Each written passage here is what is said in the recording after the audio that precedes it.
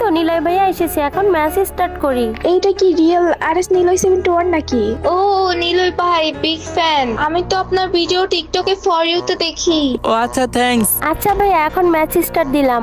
Sorry আপু, আমি মেয়েদের সাথে গেম খেলি না।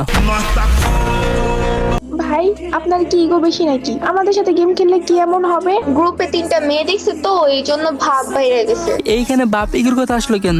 আমার ইচ্ছা, আমি খেলবো না। আচ্ছা ভাইয়া, আপনারও ডুপারটার নাই, আমারও নাই। আমি কি আপনার সাথে ডুও হইতে পারি? লল, কুত্তা পালা স্বভাব আমার নাই।